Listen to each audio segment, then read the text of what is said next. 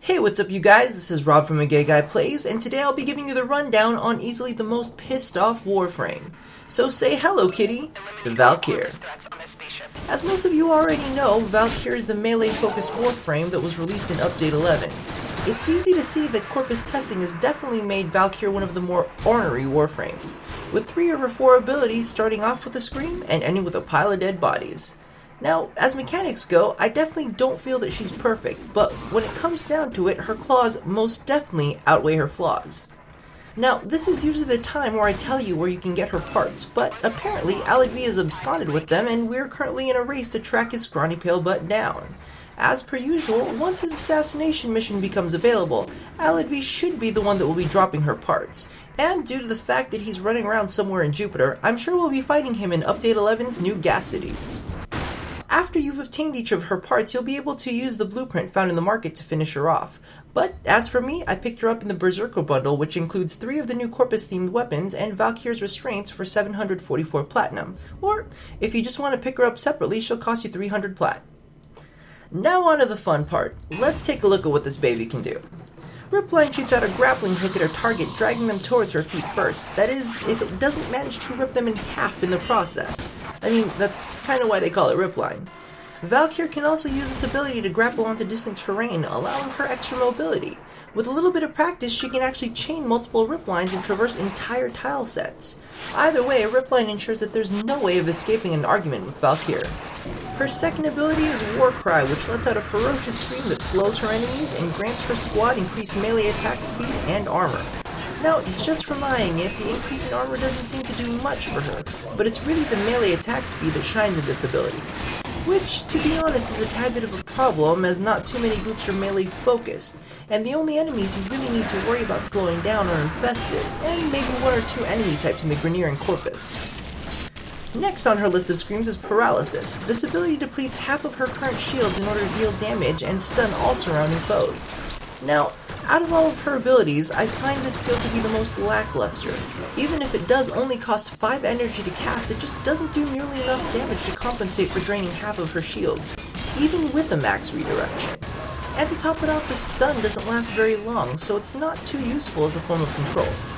Her ultimate Hysteria sends her into a screaming fit where she becomes invulnerable, grows energy claws, and hacks her enemies into pieces.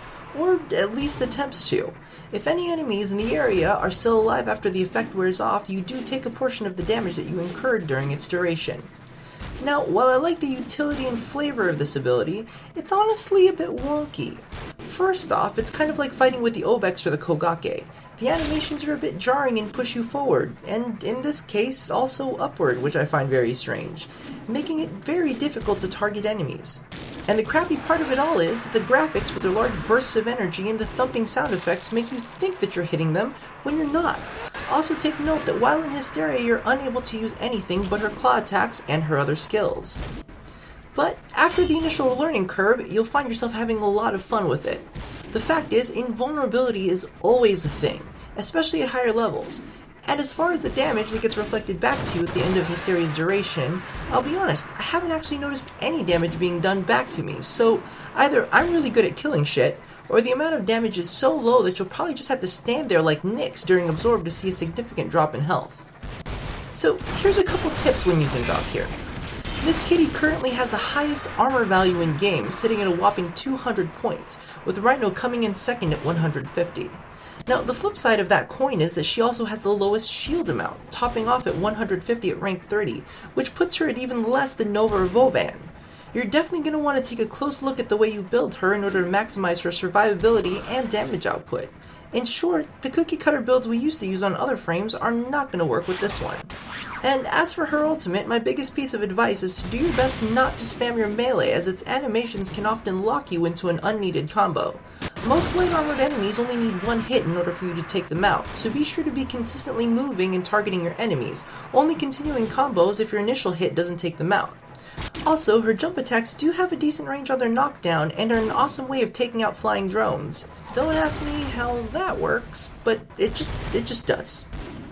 And my last tip is to take the time to master Ripline. That's possibly one of the funnest abilities in game, and to be honest, on its own makes her worth the purchase. At least for me it does. All in all, I'm very much enjoying Valkyr. Playing her has been extremely cathartic with all the yelling and screaming and punching. To be honest, all she's missing is a table flip, and I think I may avoid having to attend anger management classes. To me, the coolest part of her is the fact that she's the first Warframe that has forced me to rethink about how I mod. Usually, everything I've put together is a fairly simple formula, but taking a close look at how she's built and her unique focus on melee definitely forces me to shift focus onto things I haven't thought about in a while. And to be honest, Valkyr's even got me to enjoy using a shotgun, which is so out of character for me. But I guess when you have invincibility, no fucks are given when it comes to personal space bubbles. So, thank you all for listening to me rant during this episode of The Rundown. If you like this video, be sure to give it a thumbs up, and if you like hearing me rant, you can follow me at @agayGuyPlays on Twitter. But other than that, make sure you stay tuned for more gaming content here at A Gay Guy Plays.